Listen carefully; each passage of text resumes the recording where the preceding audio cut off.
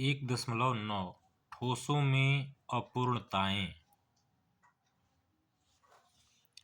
यद्यपि क्रिस्टलीय ठोसों के अवयवी कणों की व्यवस्था में लघु परास के साथ साथ दीर्घ परास क्रम भी होता है, फिर भी क्रिस्टल परिपूर्ण नहीं होते। साधारणतः ठोस अत्यधिक संख्या में लघु क्रिस्टलों का पुंज होता है। इन लघु क्रिस्टलों में दोष होते हैं। यह तब होता है जब क्रिस्टलीकरण की प्रक्रिया तीव्र अथवा साधारण गति से होती है। जब क्रिस्टलीकरण की प्रक्रिया अत्यंत मंद गति से होती है तब एकल क्रिस्टल बनता है। ये क्रिस्टल भी दोष मुक्त नहीं होते। ये दोष मूलतः अवयवी कणों की व्यवस्था में अनियमितताएं हैं। व्यापक रूप से ये दोष दो प्रकार के होते हैं, यानी बिंदु दोष और रेखीय दोष। एक क्रिस्टलीय पदार्थ में एक बिंदु अथवा एक परमाणु के चारों ओर की आदर्श व्यवस्था में अनियमितताएं अथवा विचलन बिंदु दोष होते हैं, जबकि जालक बिंदुओं की पूर्ण पंक्तियों की आदर्श व्यवस्था में अनियमितताएं अथवा विचलन रेखीय दोष होते हैं। इन अनियमितताओं को क्रिस्टल दोष कहते हैं। हम अपना विवेचन केवल बिंदु दोष तक ही सीमित रखेंगे।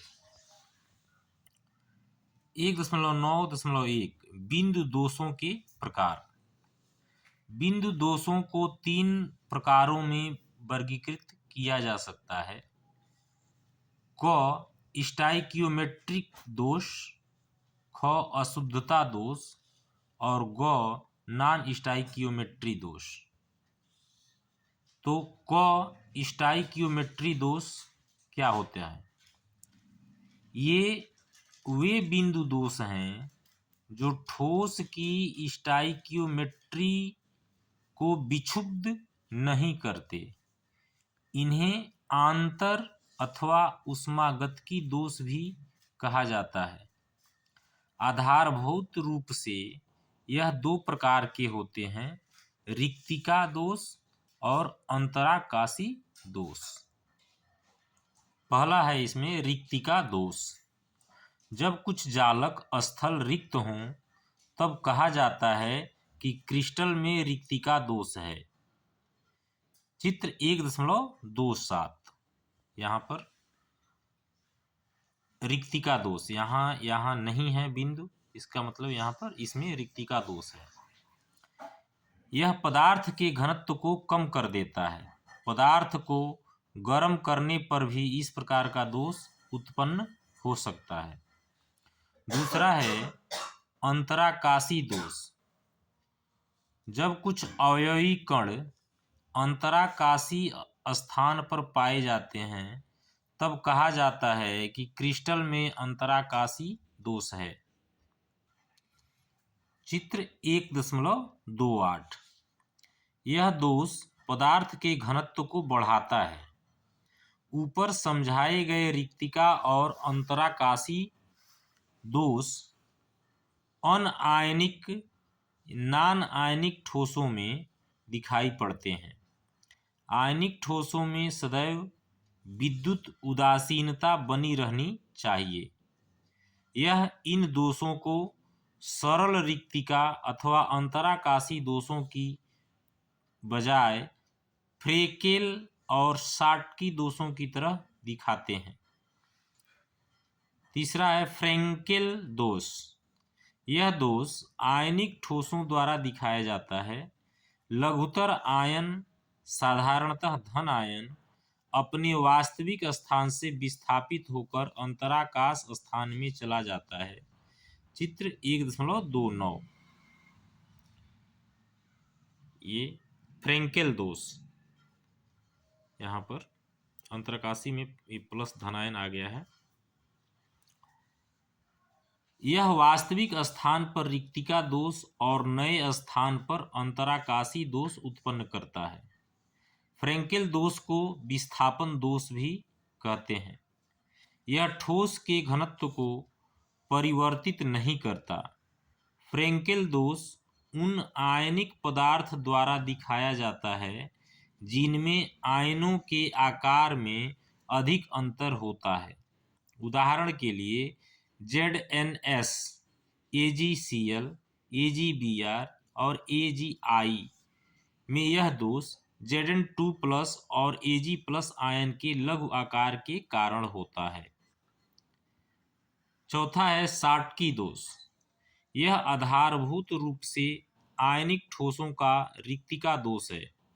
विद्युत उदासीनता को बनाए रखने के लिए लुप्त होने वाले धनायनों और ऋणायनों की संख्या बराबर होती है। सरल रिक्तिका दोष की भांति शॉटकी दोष भी पदार्थ के घनत्व को घटाता है। आयनिक ठोसों में ऐसे दोषों की संख्या निश्चित रूप से महत्वपूर्ण है। उदाहरण के लिए NaCl में कमरे के ताप पर लगभग 10⁶ शॉटकी युगल प्रति सेंटीमीटर क्यूब होते हैं। 1 सेंटीमीटर क्यूब में करीब 10⁻22 आयन होते हैं। इस प्रकार प्रति 10⁻16 आयनों में एक शॉटकी दोष होता है। शॉटकी दोष उन आयनिक पदार्थों द्वारा दिखाया जाता है जिनमें धनायन और ऋणायन लगभग समान आकार के होते हैं। उदाहरण के लिए NaCl, KCl, CsCl तथा AgBr। यह ध्यान देने योग्य है कि AgBr फ्रेंकेल तथा शॉटकी दोनों ही दोष दिखाता है। यह शॉटकी दोष का चित्र है। यहाँ पर ये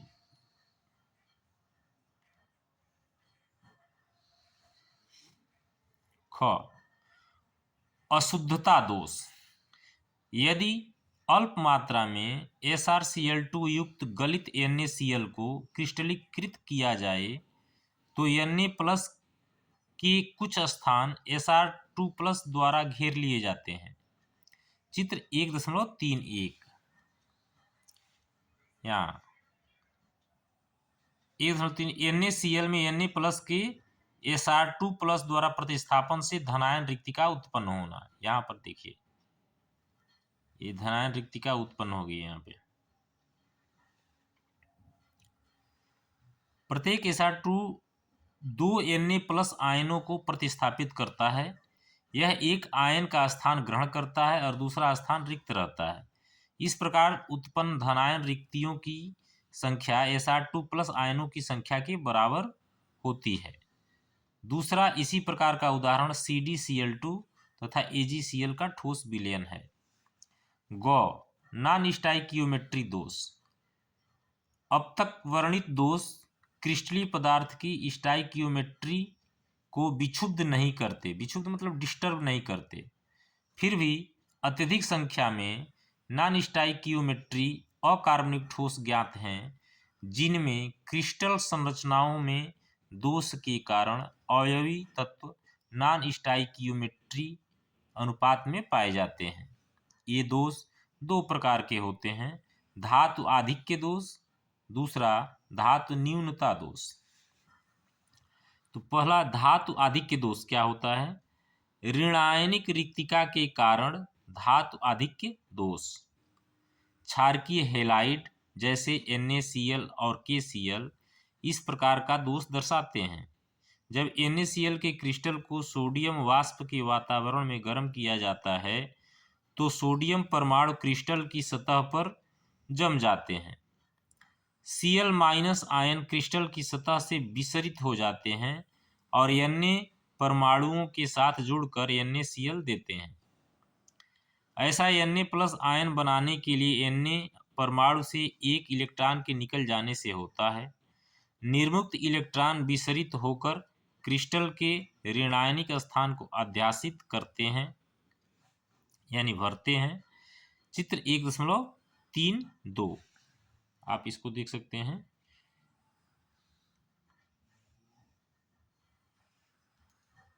क्रिस्टल में एक F केंद्र। परिणाम स्वरूप अब क्रिस्टल में सोडियम का आधिक्य होता है। अयुग्मित इलेक्ट्रॉनों द्वारा भरी ऋणायनिक रिक्तिकाओं को एफ केंद्र कहते हैं। रंग केंद्र के लिए जर्मन शब्द फार्वेनजेंटर से ये NaCl के क्रिस्टलों को पीला रंग प्रदान करते हैं। यह रंग इन इलेक्ट्रॉनों द्वारा क्रिस्टल पर पड़ने वाले प्रकाश से ऊर्जा अवशोषित करके उत्तेजित होने के परिणाम स्वरूप दिखता है। इसी प्रकार लिथियम का आधिक्य LiCl क्रिस्टल को गुलाबी बनाता है और पोटेशियम का आधिक्य KCl क्रिस्टल को बैंगनी अथवा लाइलैक बनाता है। अतिरिक्त धनायनों की अंतराकाशीय स्थलों पर उपस्थिति से धातु आधिक्य दोष। कमरे के ताप पर जिंक ऑक्साइड सफेद रंग का होता है। गर्म करने पर इसमें से ऑक्सीजन निकलती है तथा यह पीले रंग का हो जाता है।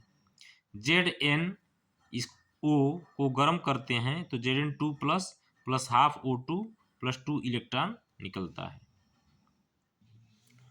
अब क्रिस्टल में जिंक का आधिक्य होता है तथा इसका सूत्र Zn1 प्लस XO बन जाता है। आधिक्य में उपस्थित Zn2 प्लस आयन अंतराकाशीय स्थलों में और इलेक्ट्रॉन निकटवर्ती अंतराकाशीय स्थलों में चले जाते हैं। दूसरा, धातु न्यूनता दोष। कई ऐसे भी ठोस हैं जिन्हें स्टाइकियोमेट्री संघटन में बनाना कठिन होता है एवं इनमें स्टाइकियोमेट्री अनुपात की तुलना में धातु की मात्रा कम होती है। इस प्रकार का एक विशिष्ट उदाहरण FeO है। यह अधिकतर Fe.95O संगठन में पाया जाता है। यह वास्तव में Fe.93O से Fe.96O की परास में हो सकता है। FeO के क्रिस्टल में से कुछ Fe2 प्लस धनायन लुप्त हो जाते हैं और धनावेश की क्षतपूर्ति Fe3 प्लस आयनों की आवश्यक संख्या से हो जाती है। 1.10 विद्युतीय गुण। ठोस विद्युत चालकता में अद्भुत विविधता दर्शाते हैं जिनके परिणामों का परास 10⁻⁻20 से लेकर 10⁻7 प्रति ओम प्रति मीटर तक लगभग 27 कोटियों में फैला होता है। चालकता के आधार पर ठोसों को 3 वर्गों में वर्गीकृत किया जा सकता है। फर्स्ट, चालक। वे ठोस जिनकी चालकता का परास 10⁴ से 10⁻7 प्रति ओम प्रति मीटर के मध्य हो चालक कहलाते हैं। धातुओं की चालकता की कोटि 10⁻7 प्रति ओम प्रति मीटर होती है और ये उत्तम चालक होते हैं। दूसरा है विद्युतरोधी। ये वे ठोस हैं जिनकी चालकता बहुत ही कम 10⁻⁻20 से 10⁻10 प्रति ओम प्रति मीटर के परास के मध्य होता है। तीसरा है अर्धचालक। ये वे ठोस होते हैं जिनकी चालकता 10⁻6 से 10⁻4 प्रति ओम प्रति मीटर तक के मध्यवर्ती परास में होती है।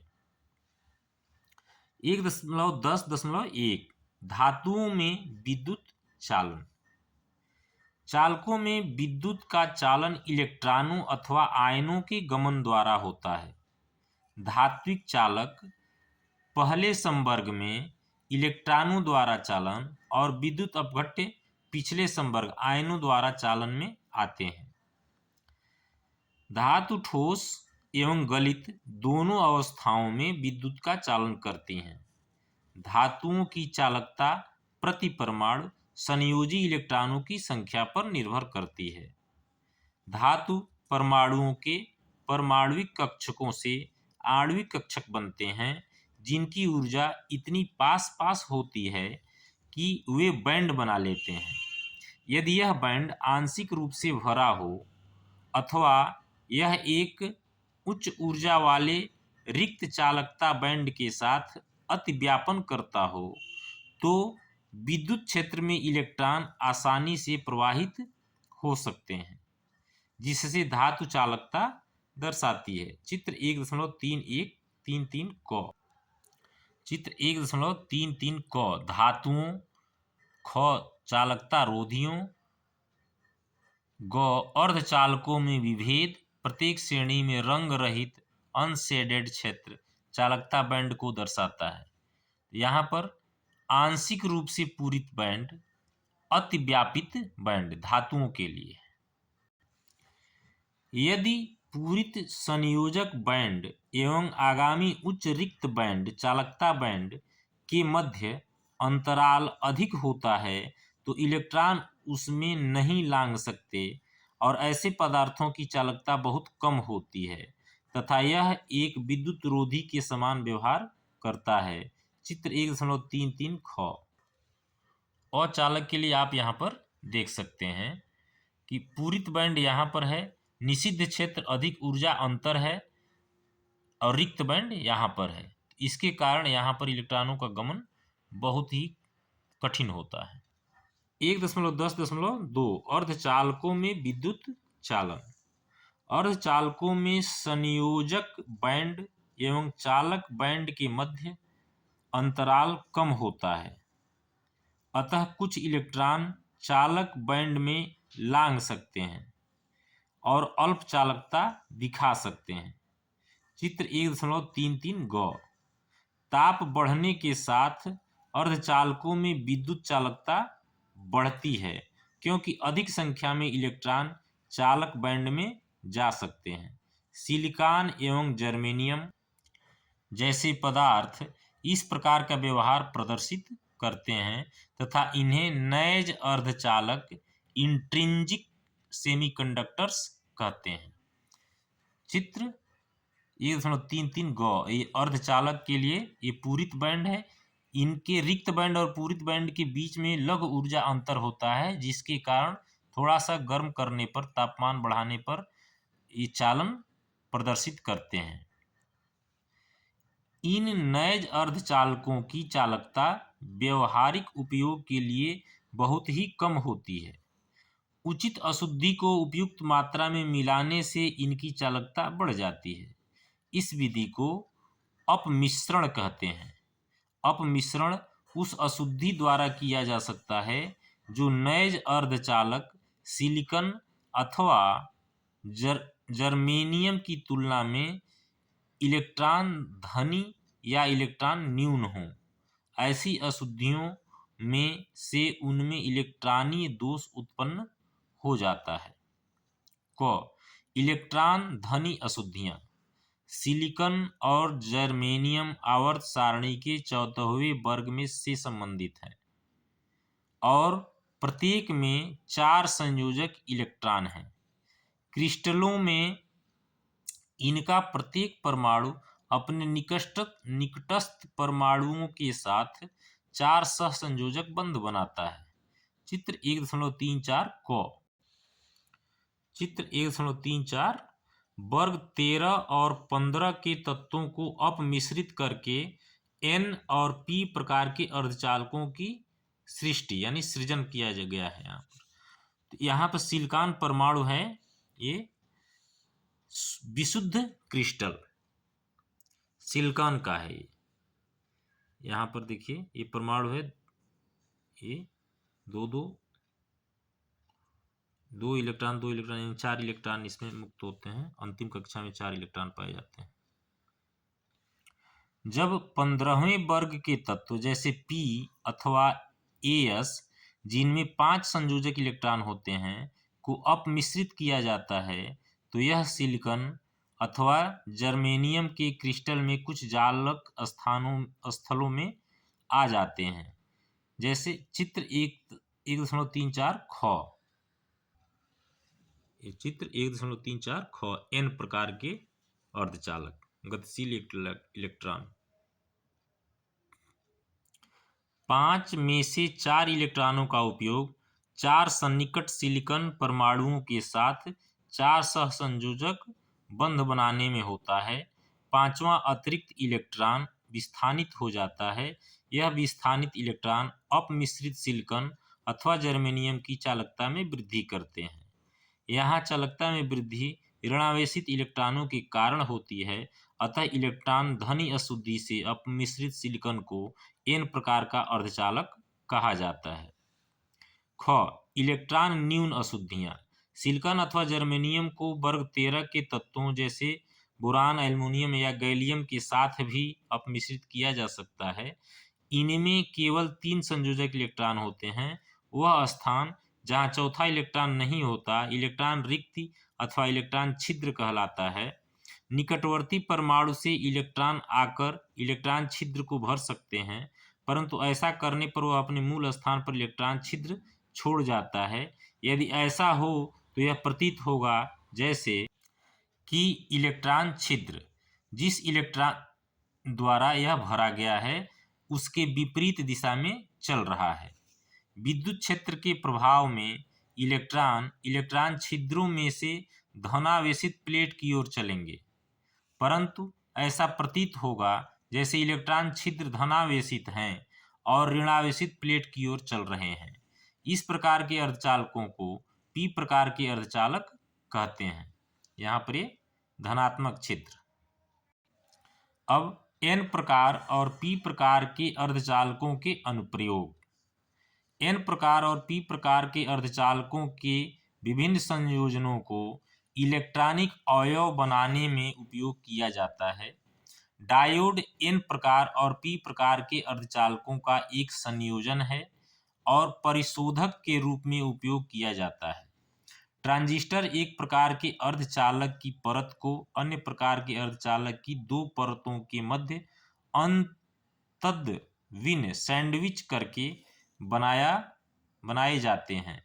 एनपीएन और पीएनपी प्रकार के ट्रांजिस्टरों को रेडियो अथवा श्रव्य संकेतों के पहचान और प्रवर्धन में उपयोग किया जाता है। सौर सेल एक दक्ष फोटोडायोड है जिसका उपयोग प्रकाश ऊर्जा को विद्युत ऊर्जा में बदलने के लिए किया जाता है। जर्मेनियम तथा सिलिकॉन वर्ग 14 के तत्व हैं, अतः इनकी अभिलाक्षणिक संयोजकता 4 है तथा 4 बंध बनते हैं। जैसे हीरे में वर्ग 13 एवं 15 अथवा वर्ग 12 तथा 16 के तत्वों के सम्मिश्रण से अनेक प्रकार के ठोस पदार्थ बनाए गए हैं, जिनकी औसत संयोजकता जर्मेनियम और सिलिकॉन के समान 4 है।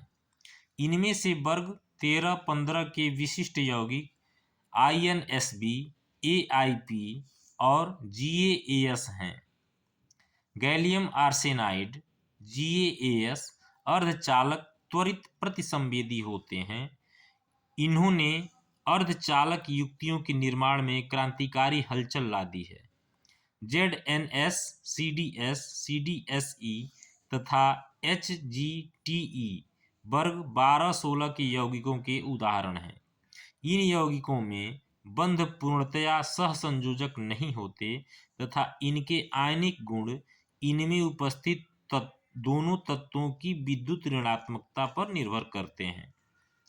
यह जानना बहुत रोचक होगा कि संक्रमण धातु ऑक्साइडों के वैद्युतीय गुणों में बहुत अधिक अंतर होता है।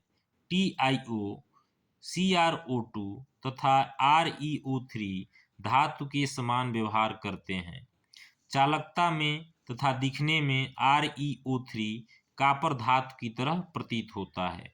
कुछ अन्य ऑक्साइड जैसे VO, VO2, VO3 और तथा TiO3 के धात्विक एवं रोधी गुण ताप पर निर्भर करते हैं। 1.11 चुंबकीय गुण। सभी पदार्थ के साथ कुछ चुंबकीय गुण संबंधित होते हैं। इन गुणों की उत्पत्ति इलेक्ट्रॉनों के कारण होती है। एक परमाणु में प्रत्येक इलेक्ट्रॉन एक सूक्ष्म चुंबक की तरह व्यवहार करता है। उसका चुंबकीय आघूर्ण दो प्रकार की गतियों से उत्पन्न होता है। उसकी नाभिक के चारों ओर कक्षक गति और उसका अपने अक्ष पर चारों ओर चक्रण। चित्र 1.35।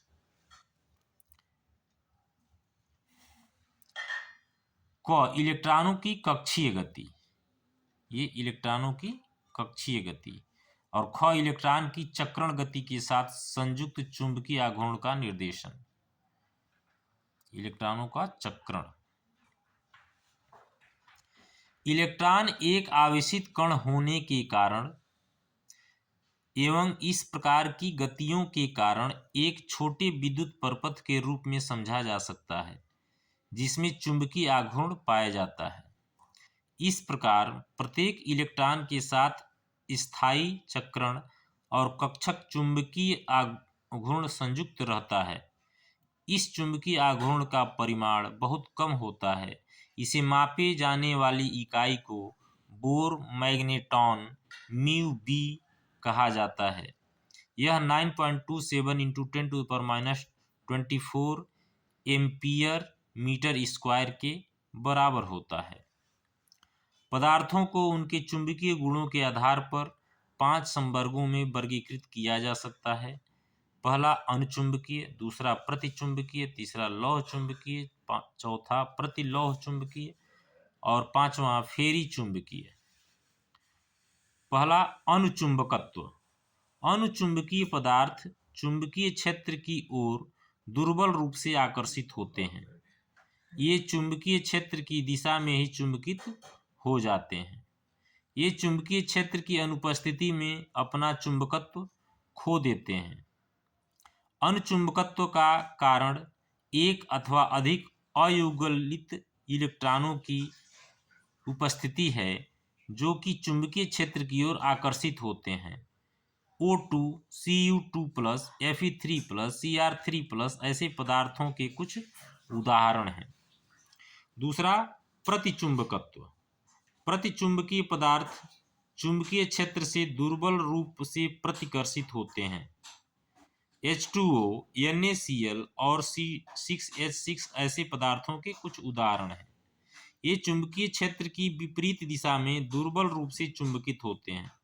प्रतिचुंबकत्व उन पदार्थों द्वारा दर्शाया जाता है जिनमें सभी इलेक्ट्रॉन युगलित होते हैं और इनमें अयुगलित इलेक्ट्रॉन नहीं है। इलेक्ट्रॉनों का युगलित होना उनके चुंबकीय आघूर्ण को आपस में निरस्त कर देता है और वे चुंबकीय गुण नहीं दर्शाते। तीसरा लौह चुंबकत्व। कुछ पदार्थ जैसे लोहा, कोबाल्ट, निकिल, गैडोलीनियम और CrO2 बहुत प्रबलता से चुंबकीय क्षेत्र की ओर आकर्षित होते हैं। ऐसे पदार्थों को लौह चुंबकीय पदार्थ कहा जाता है। प्रबल आकर्षणों के अतिरिक्त ये स्थायी रूप से चुंबकित किए जा सकते हैं। ठोस अवस्था में लौह चुंबकीय पदार्थों के धातु आयन छोटे खंडों में एक साथ समूहित हो जाते हैं। इन्हें डोमेन कहा जाता है। इस प्रकार प्रत्येक डोमेन एक छोटे चुंबक की तरह व्यवहार करता है। लौह चुंबकीय पदार्थ के अचुंबकीय टुकड़े में डोमेन अनियमित रूप से अभिविन्यासित होते हैं और उनका चुंबकीय आघूर्ण निरस्त हो जाता है। पदार्थ को चुंबकीय क्षेत्र में रखने पर सभी डोमेन चुंबकीय क्षेत्र की दिशा में अभिविन्यासित हो जाते हैं और प्रबल चुंबकीय प्रभाव उत्पन्न होता है। चुंबकीय क्षेत्र को हटा लेने पर भी डोमेनों का क्रम बना रहता है और लौह चुंबकीय पदार्थ स्थायी चुंबक बन जाते हैं। चुंबकीय आघूर्ण का व्यवस्थित संरेखण। क लौह चुंबकीय, ख प्रतिलौह चुंबकीय और ग फेरी चुंबकीय। चौथा प्रतिलौह चुंबकत्व। प्रतिलौह चुंबकत्व प्रदर्शित करने वाले पदार्थ जैसे MnO में डोमेन संरचना लौह चुंबकीय पदार्थ के सदृश होती है, परंतु उनके डोमेन एक दूसरे के विपरीत अभिविन्यासित होते हैं तथा एक दूसरे के चुंबकीय आघूर्ण को निरस्त कर देते हैं।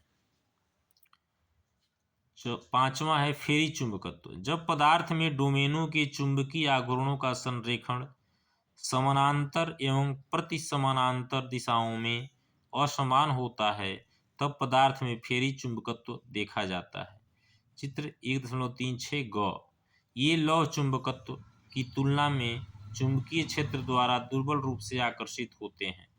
Fe3O4 मैग्नेटाइट और फेराइट जैसे MgFe2O4, ZnFe2O4 ऐसे पदार्थों के उदाहरण हैं। ये पदार्थ भी गर्म करने पर फेरी चुंबकत्व खो देते हैं और अनुचुंबकीय बन जाते हैं। सारांश: ठोस का द्रव्यमान, आयतन और आकार निश्चित होता है। यह उनके कणों की नियत स्थिति, उनके मध्य लघु दूरी और उनके बीच प्रबल अन्योन्य क्रियाओं के कारण होता है। अक्रिस्टलीय ठोसों के अवयवी कणों की व्यवस्था केवल लघु परासी होती है, जिसके परिणाम स्वरूप ये अतिशीतित द्रवों के समान व्यवहार करते हैं। गलनांक सुस्पष्ट नहीं होता और समदैशिक प्रकृति के होते हैं। क्रिस्टलीय ठोसों के अवयवी कणों की व्यवस्था दीर्घपरासी होती है।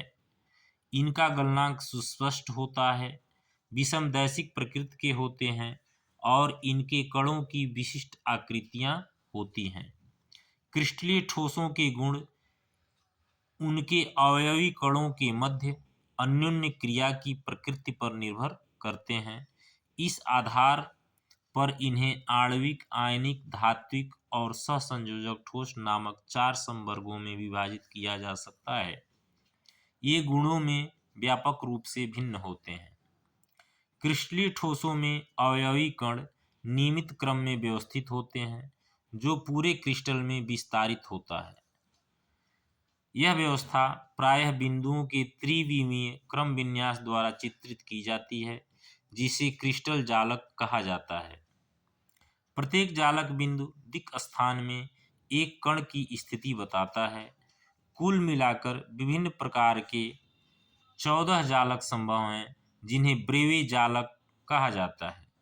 जालक का लघु अभिलक्षणिक भाग, जिसे एकक कोष्टिका कहा जाता है, की पुनरावृत्ति से प्रत्येक जालक जनित किया जा सकता है। किसी एकक कोष्टिका की विशेषताएं उसकी कोर लंबाई और इन कोरों के मध्य 3 कोणों द्वारा बताई जा सकती है। एकक कोष्टिकाएं आद्य, जिनमें कण केवल कोनों पर स्थित हैं अथवा केंद्रित हो सकती हैं। केंद्रित एकक कोष्टिकाओं में अतिरिक्त कण उनके अंतःकेंद्रित प्रत्येक फलक के केंद्र पर फलक केंद्रित अथवा 2 विपरीत फलकों के केंद्रों पर अंत्य केंद्रित होते हैं। 7 प्रकार की आद्य एकक कोष्टिकाएं होती हैं। केंद्रित एकक कोष्टिकाओं को मिलाकर कुल 14 प्रकार की एकक कोष्टिकाएं होती हैं, जिनके परिणाम स्वरूप 14 ब्रेवे जालक बनते हैं। कणों के निविड़ संकुलन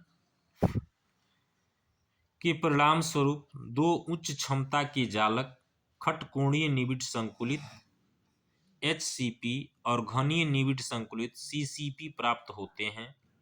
घनीय निविड़ संकुलित CCP को फलक केंद्रित घनीय FCC जालक भी कहा जाता है। इन दोनों संकुलनों में 74% स्थान संपूरित होता है। शेष स्थान 2 प्रकार की रिक्तिकाओं के रूप में उपस्थित होता है, अष्टफलकीय रिक्ति और चतुष्फलकीय रिक्ति। अन्य प्रकार के संकुलन निविड़ संकुलन नहीं हैं। इनमें कणों की संकुलन दक्षता कम होती है, जबकि अंतः केंद्रित घन जालक BCC में 68% स्थान और सरल घनीय जालक में केवल 52.4% स्थान ही संपूरित रहता है। ठोसों की संरचनाएं परिपूर्ण नहीं होती। इनमें विभिन्न प्रकार की अपूर्णताएं अथवा दोष होते हैं।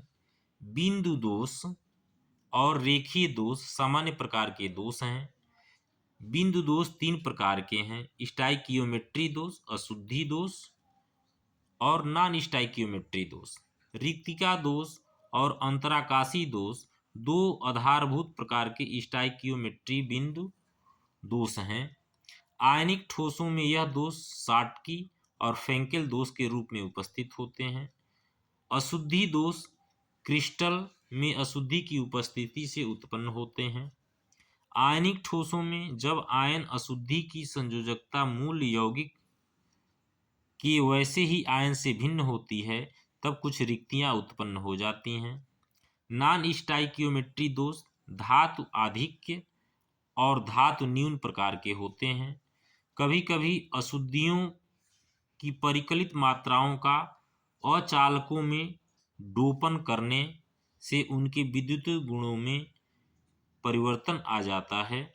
इलेक्ट्रॉनिकी उद्योगों में ऐसे पदार्थों का व्यापक रूप से उपयोग किया जाता है। ठोस कई प्रकार के चुंबकीय गुण प्रदर्शित करते हैं, जैसे अनुचुंबकत्व, प्रतिचुंबकत्व, लौह चुंबकत्व, प्रतिलौह चुंबकत्व और फेरी चुंबकत्व। इन गुणों को श्रव्य, दृश्य श्रव्य और अन्य अभिलेखीय यंत्रों में उपयोग किया जाता है। इन सभी गुणों को उनके इलेक्ट्रॉनिक विन्यास और संरचनाओं से सहसंबंधित किया जा सकता है।